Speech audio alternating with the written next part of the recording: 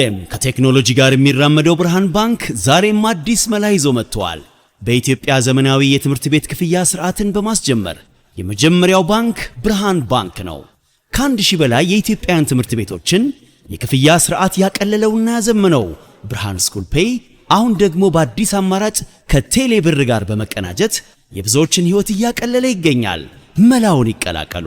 ለልጆ የትምህርት ቤት ክፍያ መክፈል ቢያስፈልጎ የኮሌጅና የዩኒቨርሲቲ ክፍያ ቢኖርቦ ክፍያውን ከብርሃን ስኩል ፔይ ዲጂታል የክፍያ አማራጮች በተጨማሪ በቴሌብር መተግበሪያ መክፈል ይችላሉ።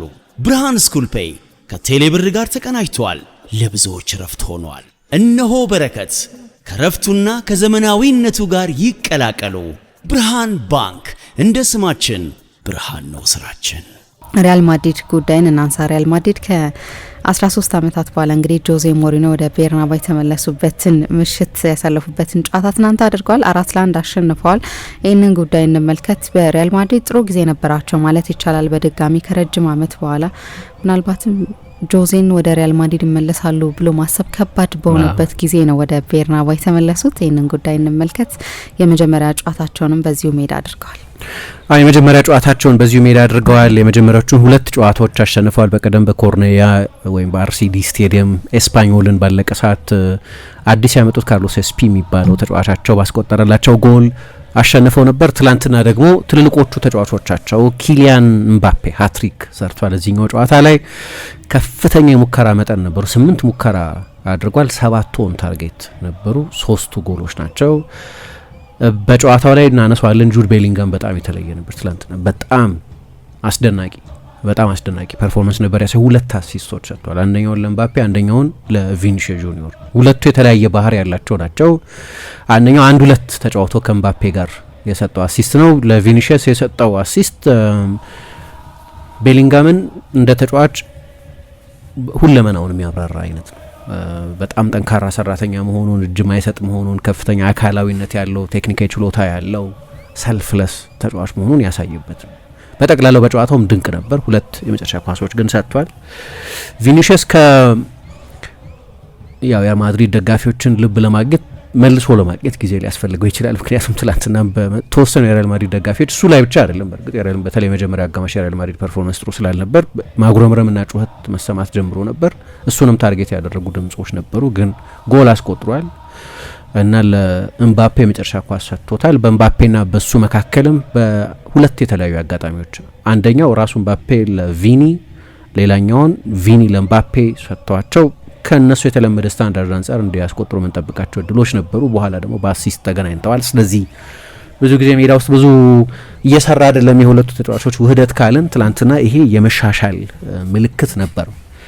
ተሳስቼ ሊሆን ይችላል፣ ግን የኤምባፔን ፖዚሽኒንግ ሳይ ባለፈው የስፓኞልም ጨዋታ በትላንትናውም የሪያል ሶሲዳድ ጨዋታ የበለጠ ወደ ቀኝ አድልቶ መነሳት ጀምሯል። ቢያንስ ሲነሳ እንግዲህ በቀኝ በኩል ንጹህ የክንፍ ተጫዋች እየተጠቀሙ ስላልሆነ ሊሆን ይችላል። አሁን ያን ዲዮማንዴ ትላንትና በመጨረሻዎቹ ጥቂት ደቂቃዎች ላይ ነው ተቀይሮ ገብቶ የተጫወተው። በባለፈውም ጨዋታ ተቀይሮ ገብቶ ነው የተጫወተው። ስለዚህ የዊድዝ ተጫዋች የላቸውም እና በዛ ምክንያት የቀኝ ክንፍ ተጫዋች እየሆነ አይደለም፣ ግን ቢያንስ መነሻ ቦታው ከቀኝ እንዲሆን ያደረጉት ይመስላል። ተጫዋቾቹ በተመሳሳይ ቦታ ላይ ለተመሳሳይ ዞኖች እንዳይጫወቱ ለማድረግ እንደማሰብ አይነት ማለት ነው።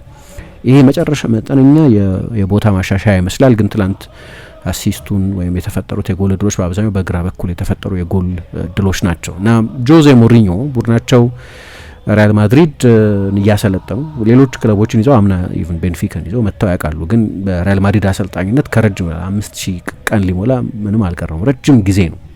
ለምሳ እንዳነሳሽውም እንደገና ተመልሰው ሪያል ማድሪድን የሚያሰለጥኑ አይመስልም ነበር። ምክንያቱም ባለፉት ጥቂት ዓመታት የነበሯቸው የስራ ኃላፊነቶች ከሞሪኞ ከዚህ በፊት ይረከቧቸው ከነበሩ የስራ ኃላፊነቶች ዝቅ ያሉ ናቸው። ፌነርባቼ፣ ቤንፊካ፣ የቶተንሃም፣ የሮማ አሰልጣኝ የነበሩት ሁሉም ደህና ክለቦች ናቸው። ግን እነዚህ ክለቦች ሪያል ማድሪድን አይደሉም፣ ኢንተር ሚላንን አይደሉም፣ የቼልሲን አይደሉም፣ የማንቸስተር ዩናይትድን አይደሉም። በስታቸራቸው በክለቦቹ ግርማ ቼልሲን 2 ጊዜ ተመላልሰው አሰልጥነዋል እና በዛ ምክንያትም በጠቅላላው ባለ ብያኔም የሞሪኞ ምርጦቹ አመታት ከዛ በፊት የነበሩት 10-15 አመታት ናቸው። እነዛን 2 ቻምፒየንስ ሊጎች በየሄዱበት ሁሉ የሊግ ድል ያሳኩበት እና በእነዚህ በቅርብ ዓመታት ግን ለምሳሌ የሊግ ዋንጫ ካሸነፉ አሁን 11 ዓመት ሆኗቸዋል 2015 የቼልሲ አሰልጣኝ በነበሩበት ጊዜ ነው። ስለዚህ ስቶካቸው በጣም ከፍ ያለ አይመስልም ነበር። ግን ፍሎረንቲኖ ፔሬዝ አንዳንድ ፔሬዝን በቅርብ እናውቃለን የሚሉ ስፔናውያን ጸሐፊዎች እንዲያውም ከየትኛው አሰልጣኝ በላይ የሚያከብሩት ጆዜ ሞሪኞ ነው። ሞሪኞ ራሳቸው ባለፈው የመጀመሪያ ፕሬስ ኮንፈረንሳቸውን በሰጡበት ጊዜ እኔ የቻምፒየንስ ሊግ አልወሰድኩም፣ ግን ከኔ መልቀቅ በኋላ ሪያል ማድሪድ 6 ቻምፒየንስ ሊግ አሸንፏል። ከ6ቱም ፍጻሜዎች በኋላ ደውለውልኛል ለኔ ለዚህ መሰረቱን የጣልከው አንተ ነህ የሚል እምነት በፕሬዝዳንቱ በኩል አለ ማለት ነው። እንደዛ የሚያከብሯቸው ሰው ናቸው። ስለዚህ እንዲሁ በጠቅላላው በእግር ኳሱ ዓለም ሞሪኞ ከዓለም በዛ ወቅት ከዓለም ቤስት አሰልጣኞች መካከል አንዱ ናቸው የተባሉ እንኳ ባይቆጠሩ አልነበሩም ማለት ሳይሆን፣ ግን በወቅቱ ጓርዲዮላን፣ ክሎፕን ወይ እንዲህ አይነት አሰልጣኞችን ከዓለም ቤስት አሰልጣኞች መካከል ስንቆጥር ሞሪኞ እየተጠቀሱ አልነበር። በፍሎረንቲኖ ፔሬዝ ንባብ ግን ለዛ ስራ የሚሆኑ ናቸው። ስለዚህ መልሰው ጠሯቸው እና አጀማመራቸው ጥሩ ነው። ባለፈው በኮርኔያ የነበረውን ተመሳሳይ ላይናፕ ነው የተጠቀሙት። 11 ተጫዋቾች በቀደም የጀመሩት 11 ተጫዋቾች ናቸው። አንዳንዶቹ ምክንያቶች የአዳዲሶቹ ፈራሚዎች የፊትነስ ሁኔታ ነው። ኩኩሬያ እስከ ዓለም ዋንጫ ፍጻሜ ድረስ ተጫውቷል፣ ብዙ ጨዋታ አድርጓል። ስለዚህ የሚጠበቅ ነው ረፍት ማግኘቱ። ያንዲዮ ማንዲ አዲስ ፈራሚ ነው፣ ዝውውሩ ጊዜ ፈጅቷል። በጣም ወጣት ነው ደግሞ እንደመጣ ብዙ ገንዘብ የተከፈለበትም ቢሆን የመጀመሪያው ጨዋታ ላይ ላይናፕ ውስጥ መግባት አለበት ብሎ የሚያስገድድ አይነት ስታር አይደለም። ኤምባፔ ሲመጣ እንደነበረው አይነት አይደለም። ተመሳሳይ ምክንያት ማቅረብ ይቻላል ለቤሊንጋምም እስከ 8ቱም ጨዋታ ላይ ስለተሳተፈ፣ ኤምባፔም 8ቱም ጨዋታ ላይ ስለተሳተፈ በደረጃ ጨዋታ ላይ ተገኘ። ግን እነሱ ዳይሜንሽናቸው ሌላ ነው። ለሪያል ማድሪድ በጣም አስፈላጊ ተጫዋቾች ናቸው። ቪኒም እንደዚሁ። 3ቱም ግን በሁለቱም ጨዋታዎች ጀምረዋል። አንድ ያልተቀየረ ነገር ግን አለ። በማድሪድ ውስጥ ያየናቸው ያሉ የተቀየሩ ነገሮች አሉ። 2 አዳዲስ ፉልባኮች፣ አንድ ሴንተር ባክ፣ አዲስ አማካይ በርናርዶ ሲልቫ ጨዋታውን ጀምሯል። አዲስ የማጥቃት ተጫዋች ያንዲዮ ማንዲ። ለውጦች አሉ ማድሪድ ውስጥ። አዲስ አሰልጣኝ አዲስ ባይሆኑም ጆዜ ሞሪኞ ግን ለዚህኛው ቡድን አዲስ ናቸው። በሪያል ማድሪድ ደጋፊዎች በኩል ያለው ጉዳይ ግን አለ። በድጋሚ ትላንትና 30 ደቂቃ ታገሱ የሪያል ማድሪድ ደጋፊዎች የሚሆነውን እያዩ እና ሶሲዳድ በለጣቸው እንኳ ባይሆን ተገዳደራቸው። በደንብ ጥሩ ተጫወተ እና ፖሴሽን ሳይቀር ሶሲዳድ በለጣቸው። ያ የሚባለው የአማካይ ክፍል ኮንትሮል በድጋሚ የለም። ለነገሩ ሪያል ማድሪድ የበለጠ ትራንዚሽናል ቡድን መሆኑ አይቀርም። እኔ ለምሳሌ እንደ ሻቢ አሎንሶ የፖሴሽን ኤምፋሲስ የሚኖራቸው አይመስለኝም። በቀደም እንዳነሳሁት እንደ ባህሪም እንደሚገነቧቸው ቡድኖችም አይነት የፖሴሽን ጠንካራ እምነት ያላቸው አሰልጣኝ አይደሉም። ትላንትና በ2% ፖሴሽን ብቻ ነው የበለጡት። እንዲያውም በጨዋታው ላይ በብዙ የፖሴሽን መለኪያዎች ሪያል ሶሲዳድ የተሻለ ነበር። ግን ይሄ በዲዛይን ወደውት ፈቅደውት እንደዛ ብንጫወት ይሻላል ብለው አምነው ነው። ግን በሌሎችም የጨዋታው ገጾች ላይ ቡድኑ ጥሩ አልነበር። ስለዚህ የሪያል ማድሪድ ደጋፊዎች ቡድኑ ላይ መጮህ ጀምረው ነበር፣ ማጉረምረም ጀምረው ነበር። ስለዚህ ጉዳይም ሞሪኞ በኋላ ያው የሪያል ማድሪድ ደጋፊዎች ከፍተኛ ዲማንድ ያላቸው ደጋፊዎች መሆናቸው መገንዘብ ያስፈልጋል የሚል አስተያየት ሰጥተው ነበር። ግን ለምሳሌ ሰርጂ ሮሜሮ በጣም ከግሩም ቮሊ በኋላ በመጠኑ ኳሷን ጨርፎ ወደ ውጭ አወጣት እንጂ ኩርቷ ትልቅ ሙከራ ነበር። ሚኬል ኦያርሰባል፣ ሌሎችም ተጫዋቾች ታኬ ኩቦ ለካሬራስ አስቸጋሪ ነበር። በኋላ ማድሪድ ጎል ካስቆጠረ በኋላ በመጠኑ እነዛ ፉጨቶች ሁሉም ደጋፊዎች ናቸው ማለት አይደለም፣ እነዛ ፉጨቶች ረግበው ነበር። ከዛ እንደገና ጎል ተቆጠረ እና ጎሉ ሲቆጠር የተለያዩ ፖዚሽኒንግ ችግሮች ታያለች። ለምሳሌ ካሬራስ ተከትሎት ገባ ታኬ ኩቦን ወደ መሀል። ስለዚህ ሱሲችን የሚቆጣጠር ተጫዋች አልነበረም፣ ክፍት ቦታ ነበር እና ጎሉ ሲቆጠር ምንም እድል አልነበረውም። ግብ ጠባቂውም የሪያል ማድሪድ የተከላካይ መስመርም ቢጫ ማይቶ ስለነበር ሁለተኛው አጋማሽ ሲጀመር ፉልባክ ለውጠው ኩኩሬያን የመጀመሪያ አሰላለፍ ውስጥ አስገብተው ነው የጀመሩት። በኋላ በሁለተኛው አጋማሽ ነው ሪያል ማድሪድ ጥሩ መጫወት የጀመረው እንጂ የሪያል ማድሪድ ደጋፊዎች በቡድኑ ፐርፎርማንስ ደስተኞች አልነበሩ እና ይሄ ደግሞ ቪኒሽስን በተመለከተ ያለው ጉዳይ በነገራችን ላይ አንዳንድ የሪያል ማድሪድ ደጋፊዎች ጥሩ አጋጣሚ ነበር ተጫዋቹን ለመሸጥ የሚል አስተያየት የነበራቸው የሪያል ማድሪድ ደጋፊዎች አሉ። ሁሉም ሰው ይስማማል ማለት አይደለም። ቪኒሽስን በተመለከተ በተለይ ደግሞ ካለፈው የውድድር ዘመን ጀምሮ በሪያል ማድሪድ ላይ ለተከሰቱ ችግሮች ከተወቃሾች መካከል አንደኛው አድርገው የሚቆጥሩት የሪያል ማድሪድ ደጋፊዎች አሉ እና እንደገና የሪያል ማድሪድ ደጋፊዎችን ልብ መልሶ ለማግኘት ተከታታይ ጥሩ ፐርፎርማንሶች ማሳየት አለበት። ገና ሙሉ እርቅ የተፈጠረ አይመስልም። ግን አንድ ተጫዋች ይሄኛው የሪያል ማድሪድ ሲዝን ከተጀመረ በኋላ እድሜው የሁለት ጨዋታ እድሜ ቢሆንም የሪያል ማድሪድ የ2025-26-27 የውድድር ዘመን ጅማሬ ስም አለው ጁድ ቤሊንጋም የሚባል የባለፈው ጨዋታ ላይ ጎል ማስቆጠሩ ብቻ ሳይሆን በጣም አስደናቂ ነበር። ከኤስፓኞል ጋር በነበረው ጨዋታ ተቀይሮ እስኪወጣ ድረስ ያው ደቂቃው ማኔጅ ለማድረግ እየሞከሩ ነው። ትላንትናም ቀይሮ አስወጥተውታል። ትላንትናም በጣም አስደናቂ ነበር። እንግዲህ ምባፔ ሃትሪክ በሰራበትም ጨዋታ በጣም ግሩም የነበረው ይሄኛው ተጫዋች ነው። ማድሪድ ውስጥ በሃይ ፕሬሲንግ ለመጫወት ይሞክሩ ነበር፣ ግን ቪኒሲየስ እና ምባፔ ሲሆኑ ሁለቱ ተጫዋቾች የዛ የተዋጣላቸው ተጫዋቾች አይደሉም። ዴንዝል ደምፍሪስ ጥሩ አይደለም የጀመረው። እኔ ዴንዝል ደምፍሪስ ለወደፊቱ በሊቨርፑል ውስጥ ጀረሚ ፍሪምፖንግ ላይ ምን አይነት ችግር የምናይበት አይነት ተጫዋች ይመስላል። የሆላንድ ብሔራዊ ቡድንም የሆላንድ ብሔራዊ ቡድን ለምሳሌ በባክ ፎር የሚጫወት ቡድን ነው፣ ግን እሱን በፉል ባክ ቦታ ያጫወቱ ወይ ቲምበር ነው የሚያጫወቱት ወይ ሌላ አውት ኤንድ አውት ፉል ባክ ነው የሚያጫወቱት። ለዛ ቦታ አያምኑትም። እንዲያውም ሮናልድ ኮመን ከፊት ያለውን ቦታ ነው የሚሰጠው። ከፊት ካሉት የክንፍ ተጫዋቾች አንዱ ነው የሚያደርገው። በመከላከል ሪላየብል ነው ብሎ አያምኑ። ትላንትና ሰርጂዮ ጎሜዝም ይሁን ሌሎች ተጫዋቾች በሱ ቦታ ላይ ችግር አለበት። የ1v1 የመከላከል ችግር አለበት። ፊዚካል ነው፣ አትሌት ነው እንደዚህ፣ ግን እንደዚህ አይነት ተጫዋች አይደለም። ትሬንትም ተመሳሳይ ነው። ለዛ ነው ይሄን ዝውውር በተመለከተ አይሰራም እያልኩ ሳይሆን፣ ግን ቢቻል የተለያየ አይነት አማራጭ መስጠት የሚችሉ አንደኛው የበለጠ በመከላከል ጥብቅ ይሆን፣ አንደኛው የበለጠ ክሬቲቭ ቢሆን አንድ ነገር ነው።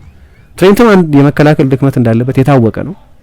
ዴንዝል ደምፍሪስም የመከላከል ድክመት እንዳለበት የታወቀ ነው እና አንደኛው የበለጠ የማጥቃት አንደኛው የበለጠ የመከላከል ዝንባሌ አዝማሚያ ያላቸው ተጫዋቾች ቢሆኑ ለአሰልጣኙ አማራጮች ይሰጣሉ ሊባል ይችላል። ሁለቱም በጣም የሚያጠቁበት መንገድ የተለያየ ነው። ይሄኛው የበለጠ የኦቨርላፕ ሯጭ ነው፣ ያኛው የበለጠ ፓሰር ነው። በሱ በአይነት ይለያያሉ። እንደ ፉል ባክ ግን ሁለቱም ተመሳሳይ ችግር ያለባቸው። ይሄ ከዊንግ ባክ ነው የነበረው፣ ፉል ባክም አይደለም የነበረው እና ይታይ ነበር ችግር። ሰርጂዮ ጎሜዝም አንድ ወጣት ተጫዋች ጆን ኦቼንግ የሚባል ወጣት ተጫዋችም ተጠቅመዋል። ትላንትና ፔሌግሪኖ ማታራቶ የሪያል ሶሲዳዱ አሰልጣኝ፣ ጥሩ ቡድን ነው ሶሲዳድ፣ የወቅቱ የኮፓ ዴል ሬይ አሸናፊ ነው። ሲዝኑን ጥሩ ባይጀምርም ምንም ዝውውር ባይፈጽምም ሪያል ማድሪድ ብዙ ዝውውር ፈጽሟል በሶሲዳድ በኩል።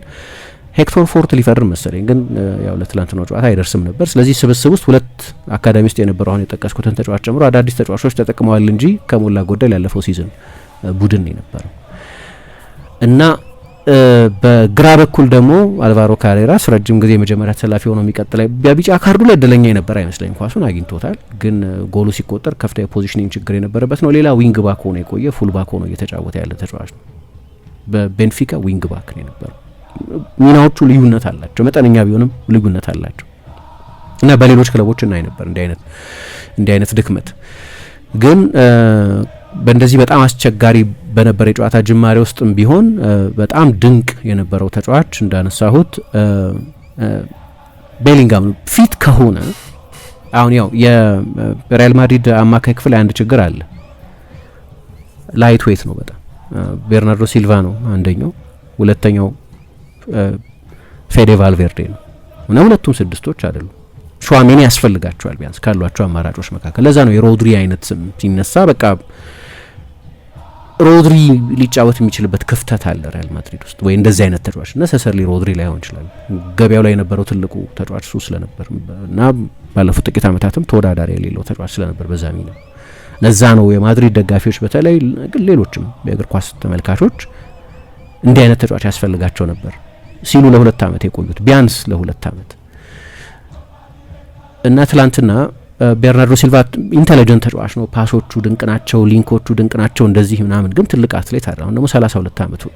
ቫልቬርዴ ሲጀምር ፖዚሽናል ተጫዋች አይደለም። ከሻቢ አሎንሶ ጋር የነበረው አንደኛው ችግር ይሄ ተፈቶ መለቀቅ የሚፈልግ አይነት እና ደግሞ ካራክተሪስቲክሱም ለዛም ይሁን አትሌት ኃይለኛ ስታሚና ያለው ምናምን፣ ያ ቦታ ግን የበለጠ ፖዛ የሚፈልግ ጨዋታ ማስተዋል ማንበብ የሚፈልግ እርጋታ የሚፈልግ ከጥልቅ ማቀናበር የሚፈልግ። የመጀመሪያ ጎል ሲቆጠር ኳሱን የሰጠው እሱ ነው። ድንቅ ኳስ ነው። ሩጫው ሁሉ ፌዴን እንደ ተጫዋች ኤክስፕሌን የሚያደርግ ግን ለተጋጣሚ ቡድን የሽግግር እድል ግን ይሰጣል የዚህ ተጫዋች አጫዋወት። አሁን ካሉት መካከል የበለጠ ለዚህ የሚሆነው ሹዋሜኒ ካልሆነ ተቀይሮ ገብቶ ያየነው ከኤድዋርዶ ካማቪንጋ ሁለቱ ተጫዋቾች ናቸው የበለጠ ለዚህ ቦታ ባለሟሎች የሚመስሉት እና ችግር ነበር በመጀመሪያ አጋማሽ። ሪያል ማድሪድ እድሎች የፈጠረ ነበር፣ ግን የተጋጣሚ ቡድንም አደገኛ ሁኔታዎች ላይ ለመገኘት እድል የሚሰጥ አይነት የመከላከል ስስነት አለበት። ግን ቤሊንጋም እንደ ተጫዋች አሁን ቅድም እንደጠቀስኩት ፊት ከሆነ ትክክለኛው ቦታ ላይ ከተጫወተ፣ አሁን ሞሪኞ ብዙ ጊዜ ምን አይነት አስተያየት ነበር ሪያል ማድሪድ ውስጥ አንዱ ነው መጫወት ያለበት የሚል አስተያየት ነበር ከአርዳ ጉለርና ከሱ። ሁለቱም ፕሌይሜከሮች፣ ሁለቱም ከአጥቂ ጀርባ ያለውን ቦታ የሚይዙ ተጫዋቾች ናቸው። አሁን ትላንትና በነበራቸው አቀራር ሁለቱን አንድ ላይ ነው ያጫወቷቸው። አርዳ ጉለርና ቤሊንጋም ከሁለቱ የማጥቃት ተጫዋቾች ጀርባ ከቪኒና ከኤምባፔ ጀርባ ያለውን ቦታ ይዘው ነው የተጫወቱት። ከኋላ ደግሞ ፌዴ ቫልቬርዴና ቤርናርዶ ሲልቫ ነበሩ። አሁን ቤሊንጋም ልክ በመጀመሪያው ሲዝን እንደነበረው አይነት ልዩነቶች አሉት። በመጀመሪያው ሲዝን ኤምባፔ ስላልነበር ግን ሮድሪጎ ነበር። ስለዚህ ከሁለት ስፕሊት አጥቂዎች ጋር ነበር ይጫወት የነበረው። አሁን የበለጠ ወደ ሳጥን ተጠግቶ ነው እንዲጫወት እየተደረገ ያለው። ወይም በመጀመሪያው የውድድር ዘመን 23 ጎል 13 አሲስት ወይም 36 የጎል ኮንትሪቢዩሽን ባስመዘገበበት የላሊጋው የአመቱ ምርጥ ተጫዋች ተብሎ በተመረጠበት በጣም አስደናቂ በነበረበት ቦታ ነው ከሞላ ጎደል እየተጫወተ ያለው። እኔ የሁሉም ስፍራ ተጫዋች ነው። በተለይ ደግሞ አሁን ትላንትና አርዳ ጉለር አለ። ሚድፊልዱ ፊክስድ ሲቲንግ አማካይ የሚባል ፖዚሽናል ተጫዋች እንደ ሮድሪ ወይም እንደ ክሩስ ወይም እንደ ካሴሚሮ ሹዋሚኒ አይነት ካራክተር ያለው ተጫዋች ስላልነበር በአብዛኛው ሮቴት ነው ያደርገኝ ነበር። ይሄ የሚሰራበት ጊዜ አለ። ፔዤ በዛ መንገድ ነው የሚጫወተው። አንዱም ተጫዋች ፊክስድ 6 አይደለም ወይ እንደዛ አይመስልም። የበለጠ 6 ቁጥር ቦታ ላይ የሚገኝ አንድ አማካይ ሊኖር ይችላል። ግን የፔዤን አማካይ ክፍል የበለጠ የሚያብራራው ሮቴት የሚያደርግ ሚድፊልድ የሚለው ነው። ስለዚህ በተደጋጋሚ ሊንክ ሲያደርጉት 9 ጊዜ በላይን ብሬኪንግ ፓሶች ተገናኝተዋል። ለምሳሌ አርዳ ጉለርና ጁድ ቤሊንገም እና አሁን ምናልባት ያን ዲዮማንዲ በለጠ ብዙ መሰለፍ በሚጀምርበት ጊዜ መጀመሪያ አሰላለፍ ውስጥ ሄዶ መካተቱ አይቀርም። እንደዛ የሚሆን ከሆነ አንዱ መውጣት አለበት። አርዳ ጉለር ነው የሚወጣው፣ ግልጽ ነው። ግን ለጊዜው ግን በሁለቱ ተጫዋቾች መካከል ቴክኒካዊ መግባባት አለ። ግን ይሄ የመከላከል ሚዛን ፍልሰት ይፈጥራል። ግን እንደ ጨዋታ ግን በጣም አስደናቂ ነው። እኔ እንዲህ አየውና አንድ የተሟላ አማካይ ምንም የማይጎድለው አማካይ ጥሩ የዓለም ዋንጫ ላይ ምን አይነት ተጫዋች እንደሆነ ምን አይነት የዓለም ዋንጫ እንዳሳለፈ አይተን ከዓለም ዋንጫ ቤስት 2-3 ተጫዋቾች አንደኛው ነው። የሚገርም የዓለም ዋንጫ ነው ያሳለፈው። ያውም ጥርጣሬ ነበር በቶማስ ቱሄልና በሱ መካከል። እኔ ቶማስ ቱሄል በአርጀንቲናው ጨዋታ ላይ ብዙ መወቀስ ነበረባቸው። ግን ቤሊንጋምን በተመለከተ የትኞቹን በተኖች መንካት እንዳለባቸው አውቀዋል። የበለጠ ኮንፍሮንቴሽናል ናቸው። ሞሪኞም የሆነ ጊዜ ሊያደርጉት ይችላሉ። አንዳንድ ተጫዋቾች እንደዛ ኢጓቸው ሲነካ ሪያክት የሚያደርጉ ተጫዋቾች አሉ እና የመጀመሪያ መሰል አሰላለፍ ውስጥ መካተተን አላቅም እኔ እያሉ ነው የቆሉት። ሮጀርስ በጣም አሪፍ ተጫዋች ነው ሮጀርስ፣ ግን ቤሊንጋም ከዛም ከፍ ያለ ስታንዳርድ ያለው ተጫዋች ነው እና መጨረሻ ላይ ያንን ሞንስተር አወጡት። የዓለም ዋንጫው ላይ ያየ ነው። ከኬንም በላይ ወሳኝ ተጫዋች ነበር በዓለም ዋንጫው ላይ የበለጠ ዲሳይ ኬን እንዲያውም ውድድሩ እየገፋ በሄደ ቁጥር እየወረደ ነበር ይመጣ ነበር። ሞሪኞ ገና ናቸው። ስለዚህ በዚህ አይነት መንገድ ነው ተጫዋቹ ማኔጅ እያደረጉ ያሉት ለማለት ያስቸግራል። እንዲያውም ተጫዋቾችን በአብዛኛው በውዳሴ ነው እያጎደጎዱ ያሉት። በቀደም ስለ ኤምባፔ አይሁንና ያስቀኛል አሉ። ሰው እንዴት እንደዚህ በተሰጥኦ በአግራሞት የሚያስቀኝ አይነት ተሰጥኦ ያለው ተጫዋች ነው አሉ። ቪኒሽስንም ቤሊንጋምንም ሁሉንም በተመለከተ ሲያደንቁ ነው የሰማናቸው። ግን ሞሪኞ አንደኛው ትልቁ ችሎታቸው የተጫዋቾች አእምሮ ላይ የመጫወት ችሎታቸው፣ የሆነ ቦታ ኮምፕላሰንሲ የመጣ የተመቸው ተረጋጋ ማንም ቦታ ነው ያወስድብኝም ብሎ ያመነ ጊዜ ደግሞ ይሄ ሾክ ትሪትመንት ሊከተሉ ይችላሉ። ግን እንደ ተጫዋች ግን በዚህ ቦታ ላይ ደካማ ነው ማለት አልችልም። ጥሩ በሚጫወት ግብ መጥፎ ሲዝን ያሳለፈበት ጊዜ ያለ መጥፎ ጨዋታዎች ነበሩት፣ መጥፎ ወቅቶች ነበሩት። ግን ድክመት ግን አላይበትም። ይሄ ኦቪየስ የሆነ ከአንድ አማካይ ተጫዋች ከኳስ ጋር ይሁን ያለ ኳስ በግልጽ የሚታይ ድክመት የለበትም። አትሌት ነው፣ ቴክኒካል ነው፣ ጎሎች ማስቆጠር ይችላል፣ የጎል እድሎች መፍጠር ይችላል። ሰራተኛ ነው፣ በጣም ጠንካራ ሰራተኛ ነው። አይለግምም፣ ለቡድኑ ይሟሟታል፣ መሪ ነው። ገና ሀያዎቹ መጀመሪያ ላይ ያለ ተጫዋች አይመስልም። እንደዚሁ ግርማው ገዝፎ ሰፎ የሚታይ ተጫዋች ስለሆነ ግን በጣም ኃይለኛ ካሪዝማ ያለው ተጫዋች ነው። ትላንትና ደግሞ እንዳየሹ አንደኛው የበለጠ ቴክኒካል የበለጠ አንደርስታንዲንግ አንድ ሁለት መጫወት የሚጠይቅ ነው። ሁለተኛው የተጫዋቹን የበለጠ የግል ጥረት ቁርጠኝነትም የሚያሳይ የተጎተተ ሁሉ ሌላ ተጫዋች ቢሆን ይወድቃል። እሱ ለቪኒሽስ የሰጠው ኳስ ላይ ማለት ነው። ከኳስ ውጪ ቡድን ውስጥ በጣም አግሬሲቭ ተጫዋች እሱ ነው። ቡድኑ ኳስ በሚያጣበት ጊዜ ኳስ መልሶ ይቀማል፣ ክፍት ቦታዎች ይዘጋል፣ ከፊት ላሉት ሌግዠሪ ተጫዋቾች እግር ይሆናቸዋል። እኔ በጣም ትን የሚለኝ ተጫዋች ነው፣ የሚደንቀኝ ተጫዋች ነው። ብዙ ጊዜ በተለይ መጀመሪያው ሲዝን ላይ እናነሳ ነበር ይሄን ድንቅ ሲዝን ስላሳለፈ ትልቅ ፐርሶናሊቲ ያለው ነው። ይሄ ሰውዬ አሁን ይሄ የሚደነቅ ተግባር ነው ማለት አይደለም፣ ግን በጣም ደፋር እንደሆነ የምታየው ገና አይ ቲንክ የመጀመሪያ ጨዋታው ለበርሚንጋም ሲያደርግ 16 ዓመቱ ላይ ነበር እና ቃለ ምልልሱ ዩቲዩብ ላይ ገብተሽ ብታዩ ማመናት ሲሆን 16 ዓመት ሰው እንደዚህ አንደበተ ርቱዕ እንደዚህ አስተዋይ እንደዚህ አናሊቲካል ምናምን ይሆናል ብለሽ አታስቢ። የሆነ ጊዜ ግን አንድ ዳንኤል ሲበርት የሚባሉ አርቢትር አሉ ጀርመን ውስጥ እና ካልተሳሳትኩ እሳቸው ካልሆኑ ታረማለሁ ግን እሳቸው ሊሆኑ ይችላሉ። የሆነ ጊዜ በጨዋታ ማጭበርበር ቅጣት ተቀጥተው የሚያውቁ ናቸው እና የሆነ ጊዜ በጀርመኖቹ ደር ክላሲከር በሚሉት የዶርትሙንድ ባየርን ጨዋታ ላይ ዳኟቸው እና በዳኝነቱ ደስተኛ አልነበረም። እኔ እኮ ከዚህ በፊት በጨዋታ ማጭበርበር ውስጥ ተሳትፎ የሚያውቅ አንድ ዳኝ እንዴት እንደ አይነት ጨዋታ እንዲዳኝ ይደረግ? ያኔ 18 ዓመቱ ነበር። አሁን ልክ ነው ያልኩ አይደለም፣ ፖለቲካሊ ኮሬክት አይደለም ንግግሩ ነው፣ ግን ፐርሰናሊቲ ግን አለው ማለት ኢስታብሊሽመንት ለመጋፈጥ ችግር የሌለበት ነው እና ሞሪኞ ይሄንን ካራክተሩን የሚያደንቁት ይመስለኛል። ሞሪኞም ኢስታብሊሽመንት በመጋፈጥ የሚታወቁ ሰው በመሆናቸው ምክንያት ደፋር ነው። ሜዳ ውስጥም ያንን ፐርሰናሊቲ ታይበታለሽ። ግን ደግሞ ሂ ጀስት ባክስ ኢት አፕ መናገር ምናምን ኢጎ ማሳየት ብቻ ሳይሆን ሜዳ ውስጥም በጣም ጥሩ ይጫወታል እና አሁን አሰልጣኙ ያንን ቦታ ያገኙለት ይመስላል። የበለጠ ኢንፍሉዌንስ ማድረግ የሚችልበትን ቦታ ልክ ከምባፔ ጀርባ ነው የሚጫወተው።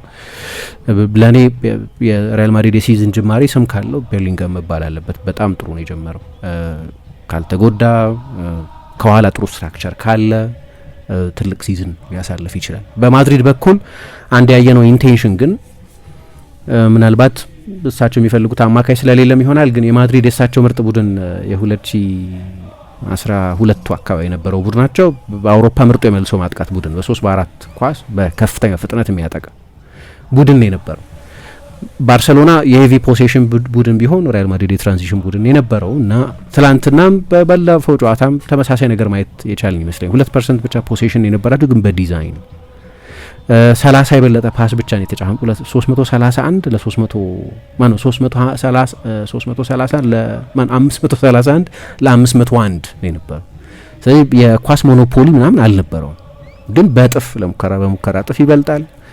በተጋጣሚ ቡድን የፍጹም ቅጣት ምት ሳጥን ውስጥ በነካው ኳስ ብዛት በ3 እጥፍ ይበልጣል 46 ለ15 ስለነበሩ። ስለዚህ ሀሳባቸው ብዙ ኳስ ማሽሞንሞን ሳይሆን ቶሎ ወደፊት ቨርቲካል በሆነ ማጥቃት መሄድ ነው። ይህንን ምልክት ያየን ይመስላል። ስለዚህ በሜዳቸው ጥሩ ጀምረዋል። ዲዮማንድም ኤስፒም እንዲያውም አንድ 5ኛ ጎል አስቆጥሮ ነበረ። ካርሎስ ኤስፒ ኦፍሳይድ ነበር እንጂ ብራሂም ዲያዝ ሌላ ጎል አስቆጥሮ ነበር። በግራ በኩል የተጫወተው ዲዮማንዲ ተቀይሮ ከገባ በኋላ በቬኒሽስ ቦታ አንድ በጣም አሪፍ ድሪብል አሳይቷል። የማድሪድ ደጋፊዎች አጨብጭበውለታል። በዛ ጅማሬው ግን ብዙ እድሜ አላገኘም በደቂቃ። ኩኩሬያም ለመጀመሪያ ጊዜ በቤርናቤው ሲጫወት አይተነዋል። ሁሌም ከቴክኖሎጂ ጋር የሚራመደው ብርሃን ባንክ ዛሬም አዲስ መላ ይዞ መጥቷል። በኢትዮጵያ ዘመናዊ የትምህርት ቤት ክፍያ ስርዓትን በማስጀመር የመጀመሪያው ባንክ ብርሃን ባንክ ነው። ከ1000 በላይ የኢትዮጵያውያን ትምህርት ቤቶችን የክፍያ ስርዓት ያቀለለውና ያዘመነው ብርሃን ስኩል ፔይ አሁን ደግሞ በአዲስ አማራጭ ከቴሌ ብር ጋር በመቀናጀት የብዙዎችን ህይወት እያቀለለ ይገኛል። መላውን ይቀላቀሉ።